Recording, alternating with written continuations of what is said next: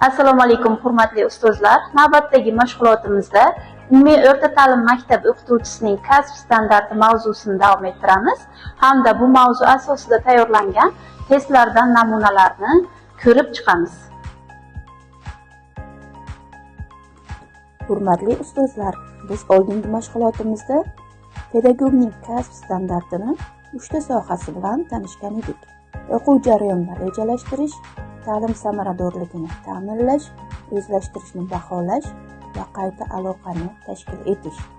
Bugungi mashg'ulotimizda 4-sohadan boshlab kasb standartlari bilan tanishishni boshlaymiz.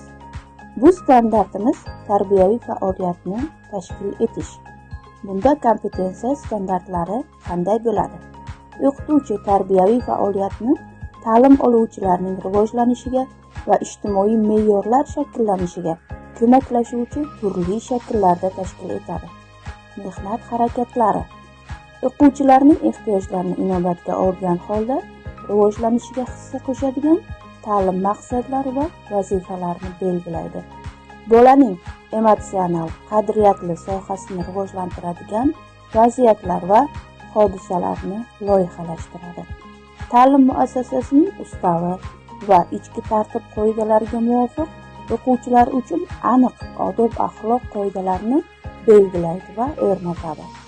Ta'lim muassasasining imkoniyatlarini yashash joyi va mintaqaning tarixiy, madaniy o'ziga xosligini hisobga olgan holda sinfdan tashqari ishlarning har xil turlarini, o'yin, o'quv tadqiqot, badiiy va samarali, madaniy va bo'sh vaqtlarini tashkil etish ishlarini amalga oshiradi. Tarbiyaviy faoliyatni tashkil etish sohasining navbatdagi qismida quyidagicha kompetensiya standartlari mavjud. O'qituvchi tarbiyaviy faoliyatni qadriyatlarni rivojlantirib va tarbiyaviy ishlarni interfaol shakl va usullarni qo'llab olib boradi. Bunda qanday mehnat harakatlaridan foydalanadi? Tarbiyaviy ishlarning zamonaviy, shu jumladan interaktiv shakl va usullarini mashg'ulot va sinfdan tashqari ishlarda qo'llaydi. Tarbiyaviy ishlarni olib borishda o'quvchilarning jinsi, yoshi, madaniy va individual xususiyatlarini inobatga oladi. O'quvchilarning o'zini o'zi boshqarish organlari faoliyatini tashkil qilishda yordam beradi va qo'llab-quvvatlaydi. Ziddiyatlarni hal qilish, sinfda va undan tashqari muloqot qilish uchun ijobiy muhit yaratishda muloqot o'tkazadi. O'zgaruvchan ko'p madaniyatli muhitda o'quvchilarda bag'rikenglik, odob-axloq va hayotga tayyorgarlik bo'yicha ko'nikmalarni shakllantiradi.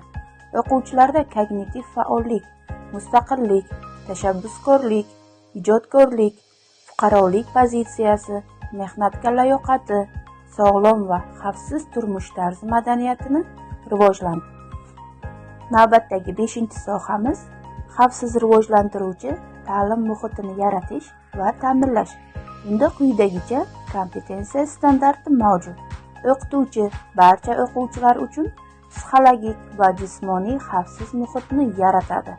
Bunda faoliyat ko'rsatkichlari quyidagicha: o'quvchilar erkin rivojlanishlari va o'zlarini namoyon eta olishlari uchun o'zaro hurmat muhitini yaratadi. Jinsi, millati, madaniyati, ona tili, dini, oilaviy, ijtimoiy, iqtisodiy holati va alohida ehtiyojlardan qat'iy nazar har bir o'quvchiga o'qish va sinf hayotida qatnashish uchun teng imkoniyatlar yaratadi. Nizoli vaziyatlarni yetarli darajada hal qiladi.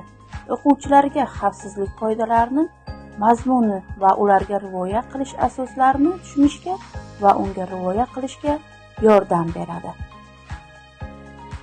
Xavfsiz rivojlantiruvchi ta'lim muhitini yaratish va ta'minlash sohasining navbatdagi qismida pedagog sinfni samarali boshqaradi va ta'limiy muhitni o'quvchilar ehtiyojlariga moslashtiradi. Bu kompetensiyadan kelib chiqib, faoliyat ko'rsatkichlari quyidagicha: o'quvchilarning ehtiyojlariga javob beradigan aniq ko'rsatmalar berish orqali sinfdagi o'quvchilar faoliyatini boshqaradi. O'quvchilarning ehtiyojlariga javob beradigan aniq ko'rsatmalar berish orqali sinfdagi o'quvchilar faoliyatini boshqaradi. o'quvchilarga xavfsizlik qoidalarini, mazmuni va ularga rioya qilish asoslarini tushunishga va unga rioya qilishga yordam beradi. Navbatdagi kompetensiya standarti pedagog o'quvchilarda fuqarolik kompetensiyalar va media savodxonlikni shakllantiradi.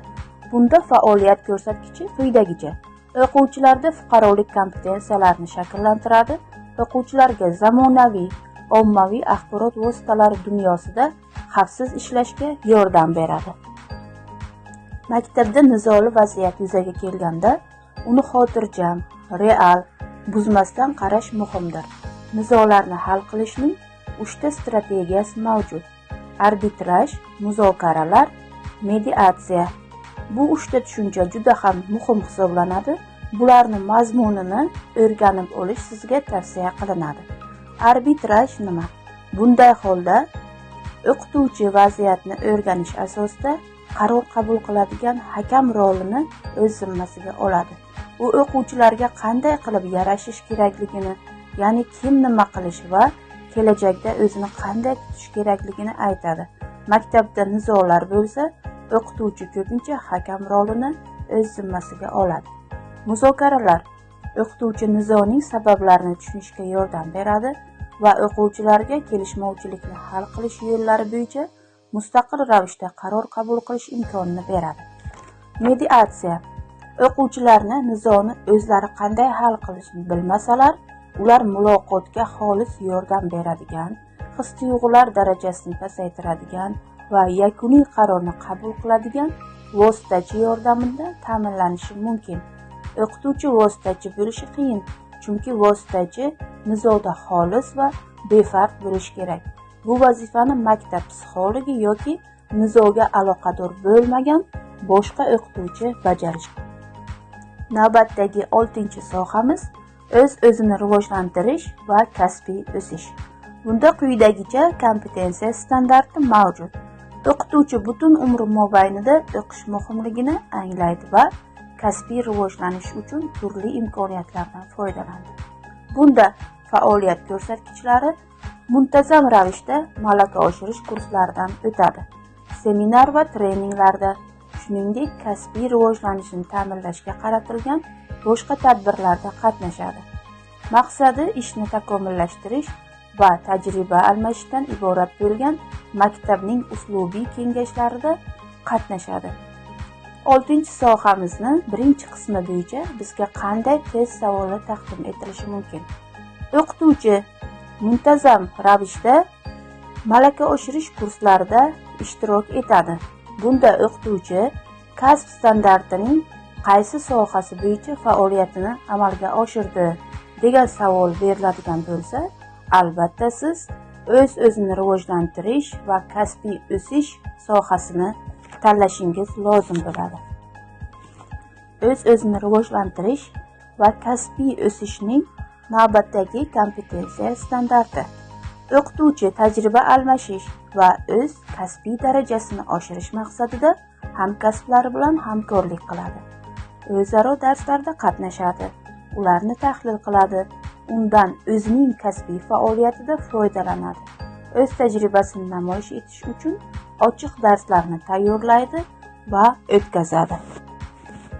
O'qituvchi o'z ishini o'zi tahlil qilish va baholash asosida o'z kasbiy rivojlanishini rejalashtiradi va amalga oshiradi. Bunda faoliyat ko'rsatkichlari quyidagicha: doimiy ravishda fanga oid adabiyotlar bilan tanishib, yangi bilimlarni amaliyotda qo'llaydi. O'zining ta'lim faoliyatini yetarlicha baholash va kasbiy rivojlanish ehtiyojlarini belgilay oladi. Mustaqil ta'lim rejasini tuzadi va uni amalga oshirgandan keyin hisobot tayyorlaydi. O'zining ish amaliyotida kerakli o'zgarishlar. O'qituvchining kasbiy rivojlanishi 3 darajada amalga oshiriladi. Ta'lim tizimi doirasida, maktab darajasida, shaxsiy daraja. Bu 3 daraja biz uchun juda muhim hisoblanadi. Oldingi toifa testlarida mana shu darajalar bo'yicha savollar taqdim etilgan edi. Bu darajalarni mazmunini o'rganib olishingiz tavsiya qilinadi. Demak, 1-darajamiz ta'lim tizimi doirasida.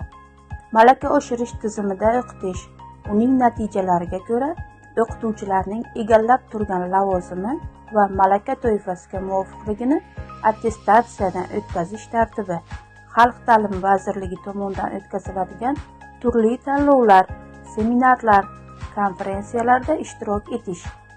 Maktab darajasida rivojlanish esa tajriba almashish, tajribali o'qituvchilardan o'rganish, amalga oshiriladigan metodik birlashmalar ishida, mahorat darslarida faol ishtirok etish, hamkasblarning darslariga tashrif buyurish, o'zining ochiq darslarini tashkil etish, o'z pedagogik tajribasini umumlashtirish va tarqatish. Shaxsiy darajada rivojlanish esa zamonaviy psixologik pedagogik usullarni o'rganish, pedagogik va uslubiy adabiyotlar bilan tanishish, internet resurslaridan foydalanish, axborot kommunikatsiya texnologiyalari bo'yicha bilimlarni yaxshilash, nashrlarni yaratishdan iborat.